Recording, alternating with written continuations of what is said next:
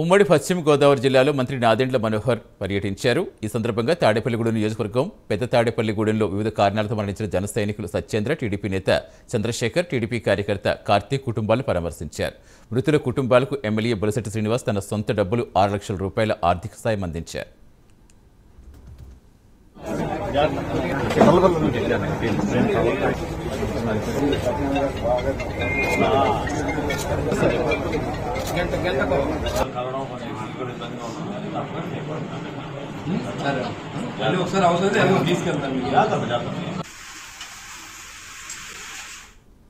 సత్యేంద్ర కుటుంబానికి 5 లక్షలు, కార్తీక్ కుటుంబానికి 1 లక్ష రూపాయలు దాతల సహకారంతో మరో 50,000 రూపాయలు మంత్రి మనోహర్ చేతుల మీదుగా అందించారు.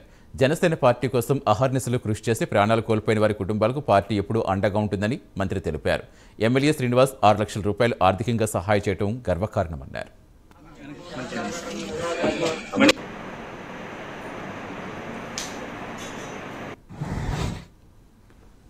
ఏ విధంగా నాయకత్వం స్పందిస్తుందో ఒక ఉదాహరణ ఈరోజు తాడేపల్లిగూడెంలో మన బొలిశెట్టి శ్రీని గారి ఆధ్వర్యంలో పార్టీ కోసం అహర్నిశలు కృషి చేసి చివరికి కుటుంబ ఆస్తులు కూడా వదులుకొని ప్రాణాలు కోల్పోయిన ఒక 3 వ్యక్తులకి ఆర్థికంగా ప్రభుత్వం నుంచి అందించలేని సందర్భం అయినా సరే పార్టీ నుంచి వ్యక్తిగతంగా అందరూ కూడా నిలబడి ఆ కుటుంబాన్ని కాపాడుకునే విధంగా ఈరోజు దాదాపు 7 లక్షల రూపాయలు ఆ కుటుంబాలకి అందించడం జరిగింది.